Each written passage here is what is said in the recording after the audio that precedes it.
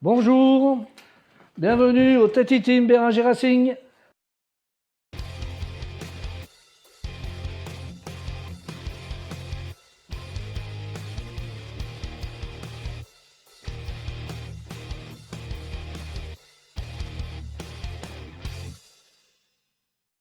Patrick Enjolras, bonjour. Eh bien, bonjour, Pour commencer, est-ce que tu peux nous parler un petit peu de toi? de moi. Oui, Patrick Enjolras, du Beaujolais, hein, natif à Anse. J'ai toujours vécu ici dans le bassin du Beaujolais.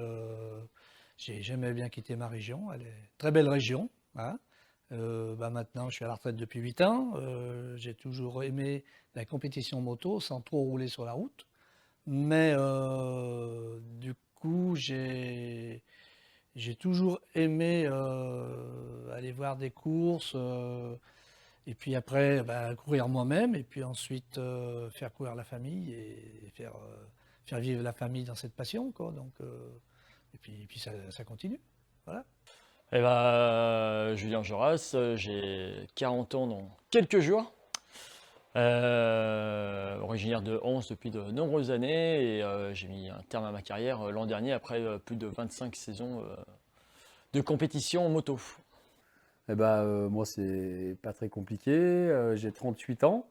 Je suis le fils de Patrick et le frère de Julien. Et j'ai intégré le team depuis son commencement en 98, si je dis pas de bêtises. Donc, toujours été au poste de pilote au début, quand j'ai commencé. Et puis, j'ai vite compris que le pilotage n'était pas forcément pour moi, même si je me débrouillais bien. Et je me suis orienté sur la mécanique. Donc, j'ai fait un CAP de mécanique. Et après, j'ai intégré l'école de la performance à Nogaro pour apprendre vraiment le métier de la compétition. Et puis j'ai fait le choix de rester dans le team familial, rester dans, le, dans notre petite région plutôt que de partir à l'étranger où j'avais des opportunités. Et puis voilà, et après on a toujours continué à faire évoluer le team et je suis toujours là en 2022. Est-ce que tu peux nous parler un peu des origines du team?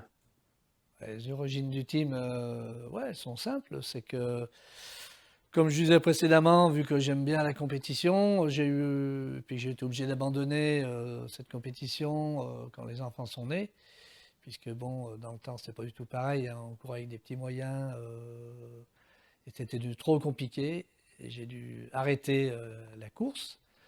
Je faisais du 350 national en TZ, quoi. Et ça m'a toujours titillé de recommencer, ça me tenait à cœur. Et à 40 ans, j'ai dit, allez, je rachète un 2,5 RG et je fais un petit peu de promosport. Donc, pour faire cela, j'ai monté une petite association qui s'appelait Tati Team, Tati de mon surnom depuis ma plus jeune enfance. Et Beaujolais, parce que pour mettre encore en valeur notre région, c'est pas par rapport à ce qu'on pense, qui est très bon quand même, mais voilà, et c'est pour ça que Tati Team a été créée en 1994, timidement, et puis que ça s'est un peu plus développé dès que Julien a commencé à rouler, le jour de ses 14 ans, à l'aide-non. Donc j'ai attaqué moi en 96 et puis mon frangin a dû attaquer 2 ans plus tard en 98. Donc à la base c'est vraiment un team qu'on a monté pour rouler en promo sport. Puis petit à petit, on a monté les échelons de promo sport, on est arrivé en catégorie 125 Open à l'époque, le Superbike quoi, le 2,5 Open. Après on est parti en Super Sport France, Super Sport Mondial pendant 3 saisons, Superbike France, et puis après on est parti en endurance. Pourquoi l'endurance? Parce que j'ai souvent des idées à la con. Et l'endurance, on a toujours aimé l'endurance. J'ai toujours suivi de loin l'endurance. Quand j'étais gamin, j'adorais regarder ça. Je m'y intéressais pas spécialement, mais je regardais beaucoup. C'est marrant déjà la Kawasaki à l'époque, qui était pilotée, la 11, qui était pilotée par Battistini, Dorjex, Reimer, tout ça, parce que c'est une moto qui me passionnait. On a fait beaucoup de vitesse. Et 2012, Julien est parti dans le team Techmas. Il était officiel Honda. On n'avait plus personne à faire rouler. Il nous restait un peu de budget des partenaires. Et j'ai eu l'idée, je dis à mon père, pourquoi on ne ferait pas une course d'endurance pour essayer. Donc on a fait le Boulder, qui était à Manicourt encore. Donc on avait racheté des motos à Patrick Massiot à l'époque. qui était déjà toute montée, enfin une moto. Et on avait monté la deuxième, on a fait notre première expérience Boulder 2012, qui s'est pas très bien terminé. On avait 3 pilotes qui étaient sympas, on faisait ça un petit peu dans le bon esprit. Et ça s'est terminé à 3 ou 4 heures du matin avec une moto coupée en deux. Voilà. Donc à partir de là, l'endurance, je voulais plus en entendre parler. C'était fini. Et 2013, mon frère, du coup, ne roulait plus dans d'autres teams en championnat de France. Et j'avais donc toujours les 2 Kawasaki de l'endurance qui traînaient. Et je dis, bah, peut-être qu'on pourrait refaire du championnat de France en Superbike. Donc on a fait 2013 comme ça. Et 2014, je ne sais pas pourquoi, c'est revenu à la charge, cette histoire d'endurance. Et on s'est mis sérieusement. Donc sur des Kawasaki, parce que notre partenaire motoriste Akira bossait déjà avec Kawasaki en championnat du monde. Donc pour moi, c'était la bonne filière à suivre, parce que niveau moteur, ils étaient très calés, les Kawa étaient très performantes à cette époque. Donc l'endurance est venue comme ça en 2014. Bon, il me dit, on fait de l'endurance. Je dis, mais j'y connais absolument rien dans l'endurance. Team manager en endurance, c'est du boulot, tout ça. Il faut gérer la course, gérer les essais, il y a des pilotes. Parce que quand on travaille en famille, c'est facile, mais après, c'est. Mais bon, finalement, j'ai continué à travailler comme si c'était la famille. Et puis ça a bien fonctionné, quoi. Puisque 2014, bon, bah, c'est vrai qu'il y a eu des chutes. Julien n'était pas avec nous. Et 2015, on a commencé à gagner, bah, retour du Boulder au Castellet, et on gagne la course. On gagne la course en stock, et on fait 4e au général. Donc déjà, on avait déjà compris pas mal de choses, on avait bien avancé.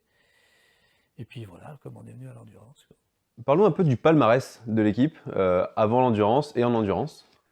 Palmarès de l'équipe avant l'endurance, c'était essentiellement du championnat de France et championnat du monde super sport.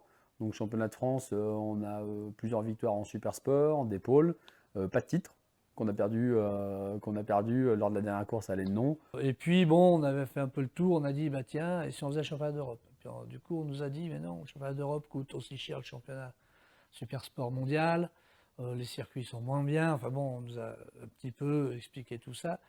Vaut mieux faire le championnat du monde. Ouf. Bon, le championnat du monde, comment on s'y prend, comment on attaque, par où on passe. Donc on a mis ça en route, c'était très compliqué. Il fallait parler l'anglais aussi, puisque tout se faisait en anglais, et là, ouf.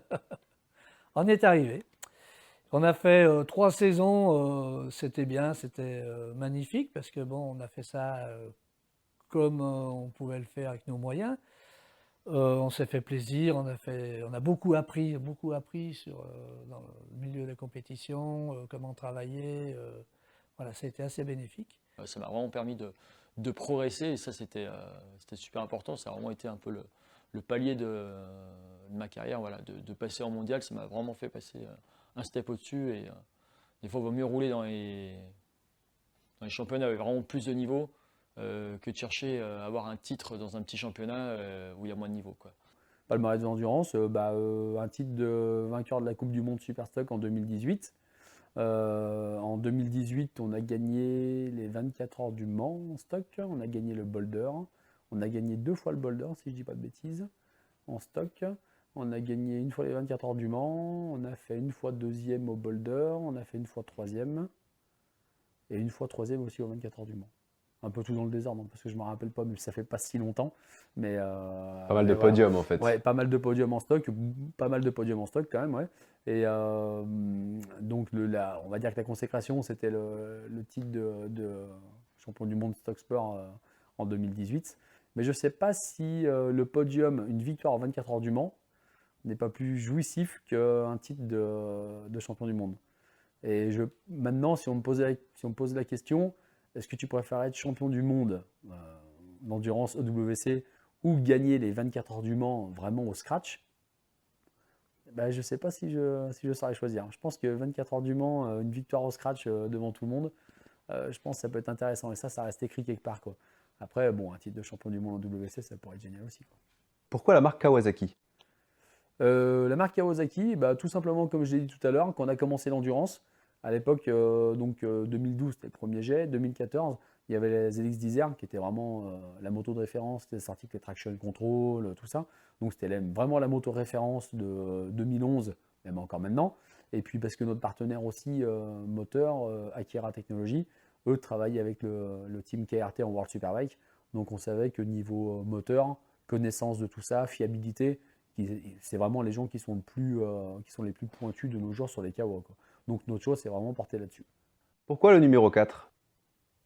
Pourquoi le numéro 4? Eh bien, le numéro 4, on voulait le 69, il était pris. On voulait un autre numéro, il était pris. Un autre numéro, il était pris. Donnez-nous la liste des numéros libres. Et dans la liste des numéros libres, il y avait le 4. Et le 4, qui venait d'être libre parce que c'était le team espagnol Yamaha, Folk, qu'on connaissait bien parce qu'il avait fait rouler Julien en Espagne sur une de course au départ qu'on y allait. Et ce 4 nous intéressait particulièrement puisqu'on a des classes en 4. À savoir que dans le Beaujolais, il y a les conscrits et on a donc des clossards. Les clossards, c'est ceux qui sont en 4, 14, 24. Voilà. Donc moi en étant de 4, Baptiste de 4, comme ça je dis pas mon âge, ça paraît pas.